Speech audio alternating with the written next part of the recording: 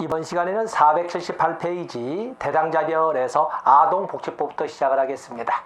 여러분 알다시피 아동복지법은 1961년에 아동복리법으로 제정되었던 것이 1981년에 아동복지법으로 바뀌어져서 지금까지 시행이 되고 있습니다. 요즘에는 아동복지, 아동학대에 관한 이런 많은 가슴 아픈 사건들이 많아서 아동복지법에 대한 이런 관심이 많아졌고, 특히 그래서 아동학대에 관한 아동학대 범죄 처벌 등에 관한 특례법이 만들 정도로 아동복지법에 대한 관심이 참 많아졌습니다. 자, 거기 보시면 아동복지법, 아동복지의 목적 쭉 나와 있는데 기본 이념, 478페이지 기본 이념 나와 있지요. 그래서 기본 이념 여러분들이 보시면서 아동은 자신 또는 부모 후 성별, 연령, 종교 등등등 둘째 줄 어떠한 종류의 차별도 받지 아니하고 자라나야 된다. 또 니은번에 아동은 안정된 가정환경에서 행복하게 자라나야 된다. 디귿번 모든 활동에 아동 이익이 최우선적으로 고려되어야 한다. 또 아동은 보호와 지원을 받을 권리를 가진다.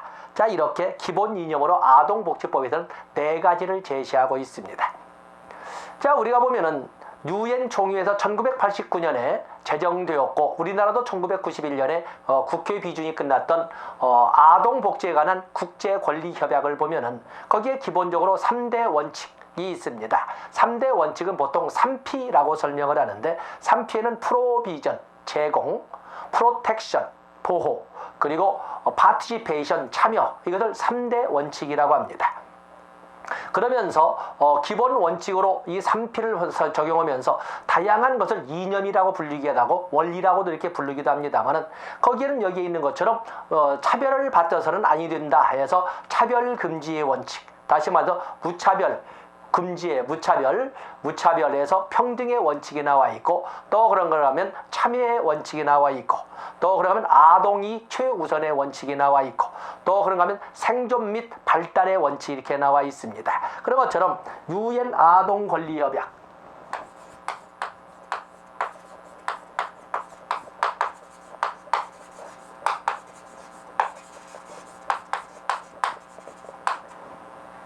유엔에서는 1989년 유엔 총회에서 만장일치된 것이, 우리나라는 1991년에 국회 비준이 끝나서 우리도 가입국으로 되어 있습니다.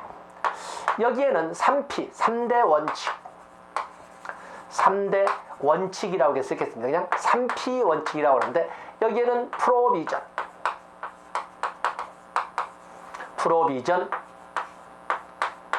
프로텍션, 그리고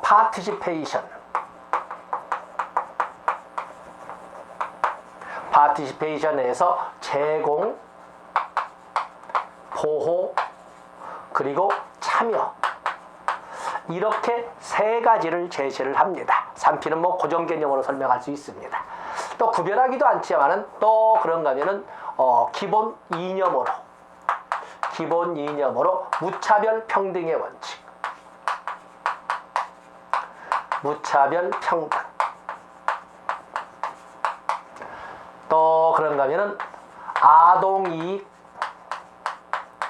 최우선의 원칙, 최우선의 이념, 아동이익 최우선의 이념, 또 그러면 생존, 보호, 또 발달의 이념, 또 그런가 하면 3대 원칙에 들어있지만 참여의 이념. 자, 이렇게 해서 보통 이 2가지를 합쳐서 설명하기도 하지만 또 나누어서 이렇게 출제하기도 하기 때문에 이렇게 문제를 좀 나눠봤습니다. 그래서 유엔 아동권리협약 1989년에 유엔 총회에서 만장일치로 통과된 것을 우리는 1991년에 국회 비준을 거쳐서 참여국이 되었고, 이 참여국은 매년 보고서, 아동 권리 보호에 대한 보고서를 제출해야 되는데 보통 3대 원칙에서 3P 원칙, 프로비전, 프로텍션, 파티시페이션, 또 4대 이념 이렇게 설명을 하는데 무차별 평등, 또 아동이익 최우선의 원칙, 또 그런가 하면은 생존, 보호, 발달의 원칙, 또 그런가 하면 참여의 원칙. 여기에 보시면은 기업번에 무차별 평등이 나와 있고, 디귿번에 보시면 아동이익 최우선이 나와 있고, 그리고 리을번에 권익 보장과 권익진에 관한 보호 지원, 다시 한번 생존 보호 발달에 관한 내용을 이렇게 아동복지법에서 같이 사용하고 있다는 것을 알아주시면 되겠습니다. 그다음에 아동복지법에서 아동이란 18세 미만인 사람을 말한다. 이것만 다 알고 계시는 거죠. 18세 미만을 말한다는 것을 봐주시면 되겠고, 다음에 479페이지에 가서 보시면 8번에 아동학대 관련 범죄, 아동학대 관련 범죄의 기본적인 틀은 어디에 있냐면 아동복지법에 규정되어 있는 것이 아니라 아동학대 관련 범죄는 아동학대 범죄 처벌 등에 관한 특례법, 아동학대 범죄 처벌법으로 규정된 것을 기본 원칙으로 합니다. 다음에 10번에 보시면 아동복지 전담기관으로서는 아동보호 전문기관과 가정위탁 지원센터 두 가지를 합쳐서 아동복지 전담기관이라고 설명을 합니다.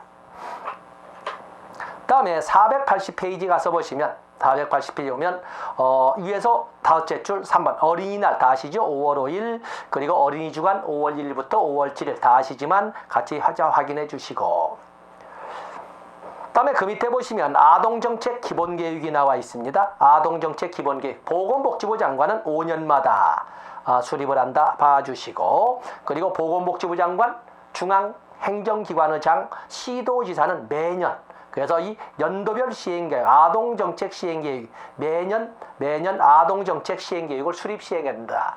그래서 아동정책 시행계획은 보건복지부 장관, 중앙행정기관의 장, 그리고 시도지사의 하나의 의무가 되겠습니다. 다음에 아동정책조정위원회는 여러 가지 쭉 나와 있지만 2번에 1번 두째 줄 끝에 국무총리 소속으로 아동정책조정위원회를 두고 위원장을 포함하여 25명 이내의 위원으로 구성되도록 되어 있습니다.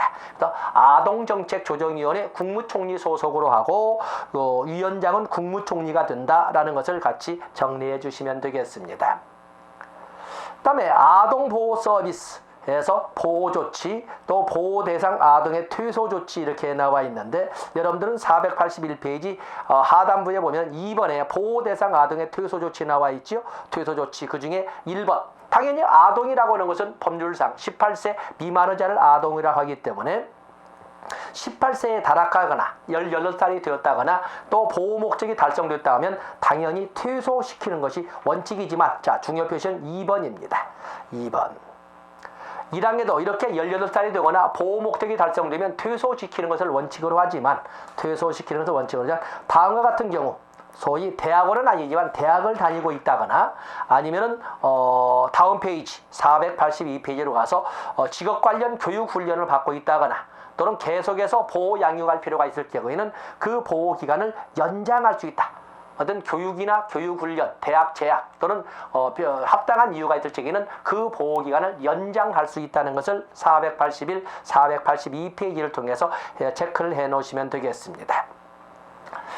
다음에 요즘 보면은 아동학대에 관한, 특히 부모에 의한 아동학대에 관한 이런 것 등이 참나 많은데, 그 때문에 그럴 경우에는 친권상실의 문제가 등장을 합니다. 친권상실의 문제가 등장할 때 그래서 482페이지 2번에 1번 친권상실 선고의 청구, 친권을 더 이상 행사할 수 없을 정도의 이런 범죄를 저지르거나 그런 문제가 있다면, 그런 문제가 시도지사, 시장군수구청장 그리고 검사는 법원에 대하여 친권상실의 청구나 신권 제한의 선고를 청구할 수 있습니다. 그래서 여러분들, 자 여기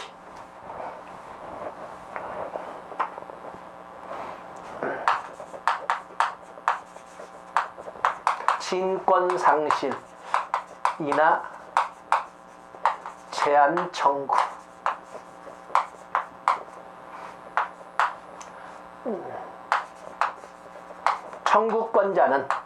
청구권자는 딱 정해져 있습니다. 시도지사, 시장, 군수구청장, 아니면 검사에게만. 대상은 법원에 대해, 법원에. 다른 사람들은 학교장이라든지 아동복지시설의장들은 이 아동복지시설의장이라든지 이런 사람들은 친권상실이나 친권제한을 청구를 해줄 것을 요청할 수 있을 뿐이지, 실질적으로 법원에 청구할 수 있는 사람들은 시도지사, 시장군수구청장, 그리고 검사로 딱 국한되어 있습니다. 바로 거기가 역시 출제 가능성이 높은 지역이라고 해서 482페이지 중요 보시면 되겠습니다. 다음에 483페이지 보시면 거기 아동학대 예방을 할 119 나와 있지요. 483페이지 노마자 4번에 2번에 1번 두째 줄에 아동학대 예방을 하는 119 11월 19일이 되겠습니다. 484페이지에 보면은 아동학대 범죄 처벌 등에 관한 특례법이 있습니다. 아동학대 범죄. 그래서 아동학대 범죄에 대한 처벌에 대한 내용은 아동복지법에 규정되어 있는 것이 아니라 아동학대 범죄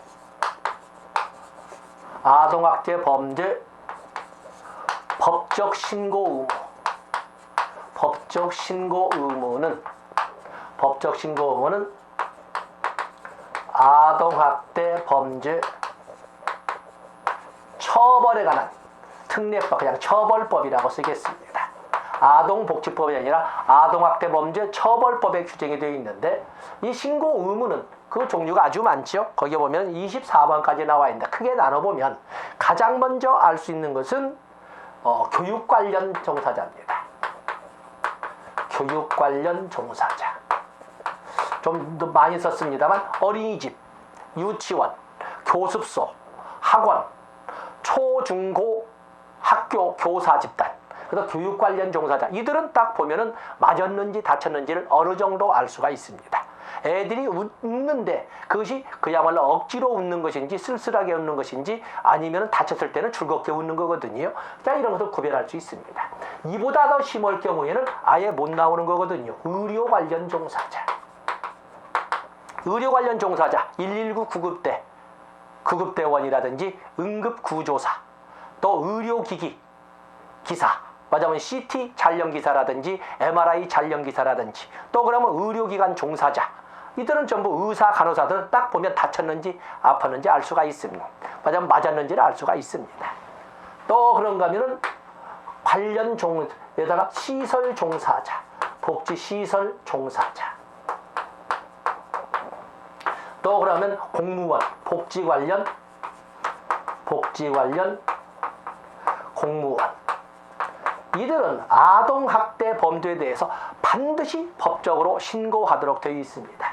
만약에 미신고 시에는 500만 원 과태료를 물도록 아동학대 범죄 처벌에 관한 특례법에 규정이 되어 있습니다. 그래서 거기 보시면 그 처벌, 500만 원 이하의 과태료를 부과한다 해서 아동학대 범죄 처벌 등에 관한 특례법 규정을 쭉 484페이지에서 규정을 해놨습니다. 그래서 크게 24개의 종류를 나누면 이렇게 4개의 집단으로 나눠볼 수가 있겠습니다. 다음에 485페이지 아동학대 3번에 보시면 아동 관련 기관 취업 제한이 나와 있죠. 아동학대 관련 범죄로 형 또는 치료 감호를 선고받아 확정된 아동학대 관련 범죄 경력자는 적어도 10년 동안 아동 관련 기관을 운영하거나 아동 관련 기관에 취업하거나 실질적으로 사실상 노무를 제공하지 못한다. 어쨌든 아동 관련 기관에 접근할 수가 없도록 10년을 정해놨습니다. 그래서 485페이지 1번, 3번에 1번 봐주시고, 다음에 거기 보시면 아동의 안전 및 건강 지원이 486페이지에 나와 있는데 쭉 여러 가지가 있으면 487페이지 3번 아동보호구역에 영상정보 처리기기 설치가 나와 있습니다. 국가와 지당은 아동보호구역을 지정할 수 있습니다. 아동보호구역으로 지정할 수 있는 것은 도시공원, 어린이집, 유치원, 초등학교, 특수학교가 있습니다. 특수학교 주변의 일정 범위를 아동보호구역으로 지정할 수 있는데 아동보호구역으로 지정된 것은 반드시 영상정보 처리기기, 다시 말해서 CCTV를 설치하여야 합니다. 그게 바로 487페이지 3번에 나와 있습니다. 아동보호구역에서 영상정보 처리기기. 그래서 아동보호구역으로 지정하여 필요한 조치를 할 수 있고, 그 아동보호구역으로 지정된 아동보호구역에는 반드시 영상정보 처리기기를 설치하여야 한다라는 거 3번 중요 표시하시면 되겠습니다. 다음에 보시면은 488페이지 여러 가지 쭉 나와 있는데 488페이지 취약계층 아동 통합 서비스 지원이 나와 있습니다. 통합계층에서 거기 취약계층 아동 통합 서비스 지원 쭉 나와 있는데 국가와 지단은 아동의 건강한 성장과 발달을 도모하기 위하여 대통령령이 정하는 바에 따라 아동의 성장 및 복지 여건이 취약한 가정을 선정하여 그 가정의 지원 대상 아동과 가족을 대상으로 보건, 복지, 보호, 교육, 치료 등을 종합적으로 지원하는 통합 서비스를 실시한다, 이렇게 되어 있습니다. 그래서 취약계층 아동 통합 서비스 지원이 규정되어 있고, 또 그런가 하면 489페이지 자립 지원도 국가 및 지단의 의무로 이렇게 규정되어 있습니다. 자, 봐주시고. 다음에 아동복지법 보면 490페이지 자산형성 지원 나와 있죠. 아동발달 지원계좌라고 설명할 수 있는데 아동발달 지원계좌. 그래서 자산형성 지원사면 아동발달 지원계좌 이렇게 적어 놓으시고, 거기는 디딤씨앗 통장이라고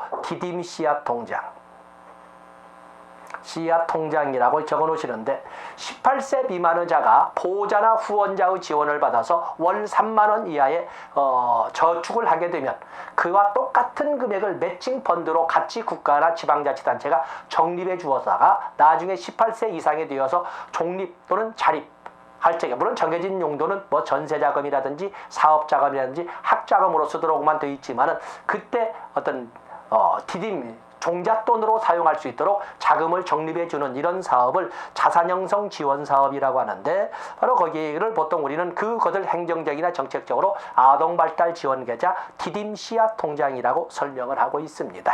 이렇게 봐주시고. 다음에 아동복지 전담기관에는 두 가지가 있지요. 아동보호 전문기관과 가정위탁 지원센터가 있다. 그래서 아동복지 전담기관, 아까 정의에서 본 것처럼 아동보호 전문기관과 가정위탁 지원센터 두 가지가 있다고 봐주시면 됩니다. 다음에 492페이지 오면 아동복지시설이 나와 있습니다. 아동복지시설이 종래에는 11가지가 있었습니다만은 이제는 아동복지법 개정을 통해서 8가지로 줄어들었습니다. 아동복지시설.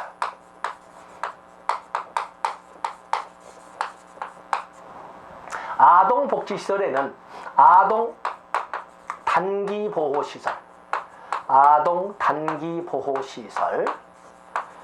또 아동 직업훈련시설,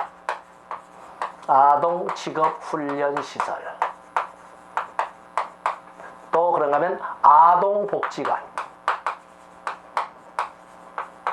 아동복지관, 이렇게 세 가지는 삭제되었습니다. 그래서 8가지가 남은 거거든요. 아동 일시보호시설은 있습니다.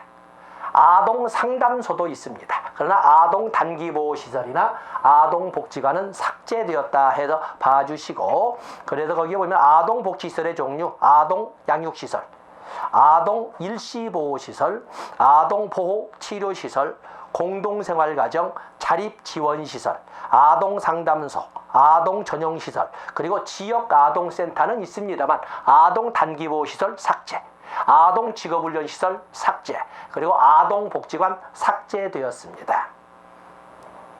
다음에 거기 보시면 아동복지시설 중에 아동전용시설이 나와 있지요. 아동전용시설 시험번에 있는 것을 493페이지. 아동전용시설은 국가와 지단은 아동이 항상 이용할 수 있는 아동진용시설을 전용시설을 설치하도록 노력하여야 한다 해서 어린이공원, 어린이 놀이터, 아동회관, 또 그런가 하면 전시 전람시설, 아동휴게 숙박시설, 아동휴게 숙박시설도 있습니다. 또 이런 등등을 제공하는 시설을 아동전용시설이라고 합니다. 그래서 아동전용시설은 국가와 지단이 노력할 의무를 규정을 하고 있습니다. 자, 여기 아동복지법에 대한 여러 가지가 있지만 특히 아까 우리가 적었던 아동학대에 관련된 이런 범죄에 대해서 아마 출제될 확률이 높지 않을까 이렇게 보고 있어서 아동복지법에서 한 문제가 나온다면 아마 영순위 우선 아동학대에 관한 것이 출제가 될 것이다 이렇게 예상을 하고 있습니다. 다음에 노인복지법이 있습니다. 노인복지법. 우리가 노인복지법에 대해서는 역시 정책론과 더불어서 같이 살펴보셔야 되겠는데 노인복지에 대해서는 우리가 먼저 두 가지를 정책론과 더불어서 같이 보여야 하는데 노령화를 가지고는 유엔 규정이죠. 유엔 규정에 의해서 65세 이상 인구 비율을 가지고 노령화를 보는데 유엔 규정에 의해서 노령화 사회 또는 고령화 사회라고 하는 것은 전체 인구 대비 65세 인구의 비율이 7% 이상 14% 미만을 이렇게 말을 하고 있습니다. 그에 비해서 노령사회 또는 고령사회 더 에이지드 소사이티는 14% 이상 20% 미만은 노령사회, 고령사회라고 설명을 합니다. 그에 비해서 울트라, 초노령사회, 초고령사회, 또 울트라 에이지 소사이티는 초노령사회, 초고령사회는 65세 이상 인구수가 전체 인구수 대비 21% 이상, 20% 이상을 이렇게 설명을 하고 있습니다. 자, 유엔에서 사용하는 노인사회. 우리의 농산어촌에 가서 보면 이미 벌써 울트라 소사이티가 많고 지금 현재 우리는 12%가 넘은 상태에서 노령사회에 맞으면 여기 나오는 노령사회에 굉장히 접근해 있다는 것을 알 수가 있습니다. 다음에 우리가 노령화 지수와 노년화, 노인 부양비와 노인 부양비. 노인 부양비라고 할 적에는 노인 부양비는 생산 가능 인구수 대비. 그래서 노인 부양비는 이렇게 계산을 합니다. 생산 가능 인구수 15세부터 64세까지. 그래서 65세 이상 인구수 곱하기 100을 통해서 계산하는데 현재 우리가 저출산 고령사회 문제로 65세 인구수가 급증하고 있기 때문에 당연히 노인 부양비는 급증하고 있다라고 이렇게 설명을 하고 있습니다. 그런가 하면 이 이외에도 노년화 지수에서 14세 미만의 유년 인구수 대비 65세 이상의 노인 인구수 곱하기 100으로 하는 노년화 지수. 그때 어린애들은 증가해도 아주 미미하게 증가하는데 65세 이상 인구수는 급증하기 때문에 역시 노년화 지수도 급증하고 있다. 이렇게 우리가 또 정의할 수가 있습니다. 자, 이런 것들 바탕으로 해서 노인복지법 494페이지 보겠습니다. 거기 노인복지법을 보면은 노인복지법 1981년에 역시 아동복지법, 장애인복지법과 더불어 1981년에 제정된 거지요. 노인복지법. 거기 보면은 정의라고 하는 것은 그 부양의무자는 배우자, 그리고 직계비속, 그리고 직계비속의 배우자를 부양의무자로 합니다. 부양의무자. 또 치매는 중요한 것이 셋째 줄이죠. 치매는 후천성 다발성 장애를 바로 부양의무자라고 설명을 하고 있어. 뭐냐면 치매라고 합니다. 치매는 후천성 다발성 장애를 말하고 있습니다. 다음에 노인학대는 노인에 대한 신체적, 정신적, 정서적, 성적 폭력 및 가혹행위, 그 경제적 착취, 또 그러면 유기 방임을 노인학대라고 합니다. 그래서 노인학대는 아주 높게 신체적, 정신적, 정서적, 성적 폭력 및 가혹행위, 그리고 경제적 착취, 그리고 유기 방임을 포함해서 노인학대라고 설명을 합니다. 다음에 기본 이념은 읽어보시고, 거기 보시면 495페이지 노인 실태조사 3년. 뭐 어떤 일반적으로 실태조사 그러면 3년이란 개념을 가지고 가시면 되고 노인 실태조사 그리고 노인의 날은 10월 2일을 노인의 날로 하고 있습니다. 10월 2일 노인의 날로 하고 있다. 그리고 노인복지 3당원 그러면 노인의 복지를 495페이지 하단 보면은 노인복지를 담당하기 위하여 특별자치도 시군구에는 노인복지 상담원을 둔다. 그리고 노인복지 상담원은 사회복지사 자격증 소지자 중에 사회복지사 3급 이상의 자격증 소지자 중에서 공무원으로 임용을 한다. 그래서 노인복지 상담원은 사회복지사 자격증을 가진 공무원으로 임명을 하도록 되어 있습니다. 그렇죠? 거기 줄쳐놓으시고. 그리고 위촉을 할 수도 있는데 위촉했을 경우 496페이지 임기는 3년으로 하되 연임할 수 있다 하고 되어 있지만 보통 공무원으로 임명하도록 이렇게 하고 있습니다. 다음에 496페이지 거기에 보면 중요한 것이 바로 4번에 2번 노인 일자리 전담기관이 나와 있습니다. 노인 일자리 전담기관 중요 표시하시고 대비를 하시는데 노인 일자리 전담기관에는 노인 인력 개발기관, 노인 일자리 지원기관, 노인 취업 알선기관 이렇게 3개가 있습니다. 노인 인력 개발기관은 노인 일자리 개발 보급 사업, 조사, 교육 홍보, 또 프로그램의 인증, 평가 사업을 지원하는 기관을 노인 인력 개발 기관이라 하고 노인 일자리 지원 기관은 노인 일자리 개발 지원이란 개발 지원, 또 창업 육성, 또 그런가 하면 노인에 의한 재화의 생산 판매를 직접 담당하는 기관은 노인 일자리 지원 기관이라고 합니다. 언뜻 보면 노인 인력 개발 기관과 노인 일자리 지원 기관이 혼동되게 되는데 노인 일자리 개발 보급은 노인 인력 개발 기원입니다. 그런데 노인 일자리 개발 지원 그리고 창업 육성 또 노인이 만든 재화의 생산 판매가 나오면 노인 일자리 지원 기관이 되겠습니다. 특히 노인 일자리 지원 기관을 중심으로 암기를 해주시고 그리고 노인 인력 개발 기관은 그리고 교육, 홍보, 프로그램 인증 이런 사업이라고 봐주시면 되겠습니다. 다음에 거기 생업지원이나 497페이지 생업지원이나 경로우대나 건강검진은 다른 내용을 볼 것이 아니라 65세 이상 우리가 볼 때는 아무것도 아니죠. 시험지에서 보면 65세 이상 우리나라의 정책적 노인의 연령은 법으로 몇 살 이상을 노인이라고 이렇게 하지는 않지만 65세 이상을 설명하고 있다는 것을 봐주셔야 됩니다. 다음에 노인복지시설의 설치 운영 거기부터 497페이지부터 시작해서 다 너무 자세히 적었습니다만 특히 497페이지는 노인복지시설의 종류에는 반드시 나옵니다. 거기 다음 페이지에 나와 있는 내용들을 가지고 노인주거복지시설에는 양로시설, 노인공동생활가정, 그리고 노인복지주택이 있습니다. 자, 뒤에 박스를 보시면 알 수가 있습니다. 다 옆에다가 같이 정리를 해놓으세요. 다음에 노인의료복지시설에는 노인요양시설과 노인요양 공동생활가정이 있습니다. 그에 비해서 노인여가복지시설에는 경로당, 노인교실, 노인복지관이 있습니다. 다음에 재가노인복지시설에는 5대 서비스가 있죠. 5대 서비스에서 노인장기요양보험법에서 나오는 재가급여 중에 6가지가 있죠. 방문, 요양, 방문, 목욕, 방문, 간호, 단기 보호, 주야간 보호, 그리고 기타 재가급여 있는데 그중에 방문, 간호만 빼면 그걸 서비스로 바꿔서 방문, 요양 서비스, 방문, 목욕 서비스, 또 단기 보호 서비스, 주야간 보호 서비스, 그리고 기타 이렇게 해서 재가노인 복지시설의 5대 서비스를 정리할 수가 있습니다.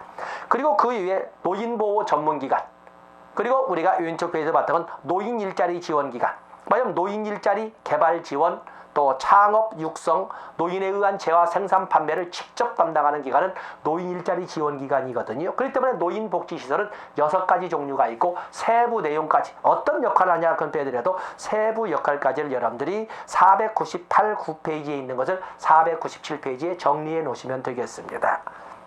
중요 표시하시고. 다음에 요양보호사 나와 있죠. 요양보호사는 499페이지 하단부. 요양보호사.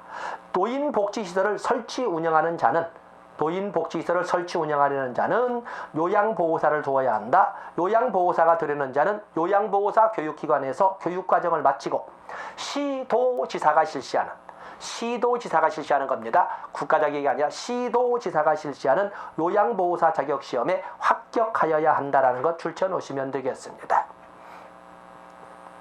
다음에 노인복지시설에는 노인보호 전문기관이 있지요. 노인보호 500페이지에 오면 노인보호 전문기관, 국가는 지역 간 연계체계를 구축하고 노인학대를 예방하기 위하여 중앙 노인보호 전문기관을 설치 운영하여야 한다. 그렇죠? 또 학대받는 노인의 발견 보호 시설을 신속히 처리하고 노인학대를 예방하기 위하여 지역 노인보호 전문기관을 시도에 둔다. 그렇죠? 시도에 둔다. 보건복지부 장관 및 시도지사는 노인학대 예방사업을 목적으로 하는 비영리 법인을 지정하여 중앙노인보호 전문기관과 지역노인보호 전문기관의 운영을 위탁할 수 있다. 해서 노인보호 전문기관, 소위 이것은 국가나 지단에서 설치하는 것을 규정하고 있음을 봐주셔야 되겠습니다. 다음에 요양보호사 결격사유 B급이지만 봐주시는데 거기 보시면 2번 마약, 대마, 향정신성 의약품 중독자, 또 금치산자나 한정치산자, 금고 이상의 형의 선고를 받고 좋고, 다음에 5번 법원의 판결에 의해 자격이 정지 또는 상실된 사람, 2, 3, 4, 5는 똑같이 이것만 가지고도 사회복지사 결격 사유가 되겠습니다. 2번부터 4번까지는 2번부터 5번까지만 가지고 온다면 사회복지사 결격 사유와 같은 내용이라는 걸 봐주시면 되는데, 여기에도 역시 뭐가 없어요? 알코올 중독자 없고 파산자로서 복권되지 아니한 자, 이런 제한은 없습니다. 같이 봐주시면 됩니다. 다음에 거기에 보면은 501페이지로 보시면 501페이지는 심사 청구가 있지요. 노인 또는 그 부양 의무자는 복지 조치에 이유가 있을 때는 당해 복지 실시기관에 심사를 청구할 수 있다. 심사 청구는 시장군수구청장이 하는 것이 아니라 노인복지는 복지 실시기관에 대하여 심사를 함으로써 권리 구제를 받을 수가 있다. 다음에 노인복지 명예지도원은 복지 실시기관은 양로시설, 노인 공동생활가정, 또 노인복지주택. 가만히 보면 양로시설, 노인공동생활가정, 노인복지주택을 여러분들이 이렇게 보시면은 이것은 노인주거복지시설이지요. 노인요양시설, 노인요양공동생활가정, 이건 노인의료복지시설입니다. 때문에 복지실시기관은 노인주거복지시설과 노인의료복지시설의 입소 노인의 보호를 위하여 노인복지 명예지도원을 둘 수 있다. 그 때문에 노인복지 명예지도원은 시장군수구청장이 위촉하거나 지명해서 두는 것이 아니라 노인복지실시기관이 두는 겁니다. 복지실시기관이 둔다는 것을 여러분들이 알아주시면 되겠습니다. 그래서 여러분들이 혹시나 노인복지 명예지도원을 시장군수구청장으로 접근하시는 것 같은데 절대 그래서는 안 되고, 이것은 복지실시기관에서 둔다는 것을 알아주시면 되겠습니다. 또 그런가 하면은 여러분들이 잠시 341페이지 보면은 거기에 341 가셨습니까? 거기 오면 사회복지사 결격 사유가 나와 있는데, 조금 전에 말했던 500페이지에 있는 요양보호사 결격 사유와 같은 점 4개, 2번부터 5번까지 내용 같이 확인해 주시고, 그리고 여러분들은 사회복지시설의 위탁은, 사회복지시설은 350페이지면 사회복지사업법상 시설 수용 인원은 300명을 초과할 수 없지만, 그러나 300명을 초과해도 되는 이런 시설에서는 노인주거복지시설 중에 양로시설과 노인복지주택, 그리고 노인의료복지시설 중에 노인요양시설은 수용인원 300인을 초과할 수도 있다는 것을 498페이지에 다시 한번 정리를 해서, 거기는 노인 주거복지시설, 노인 의료복지시설 있지 않습니까? 공동생활가정은 안 됩니다. 공동생활가정은 300명을 초과할 수 없지만 노인 주거복지시설과 노인 의료복지시설 중에 공동생활가정을 뺀 나머지는 모두 300명을 초과해도 된다는 것을 여러분들 다시 한번 350페이지를 통해서 확인해 주시면 되겠습니다. 자, 이렇게 해서 우리가 사회복지사업법에서 나왔던 걸 다시 한번 확인하면서 아동복지법과 노인복지법을 정리한 걸로 하겠습니다. 자, 다음 시간에는 장애인복지법, 그리고 장애활동지원법, 또 그런가 하면 장애인, 노인, 임산부 등에 대한 편의 증진에 관한 범죄, 주로 장애인 복지법을 중심으로 해서 정리하도록 하겠습니다. 고맙습니다.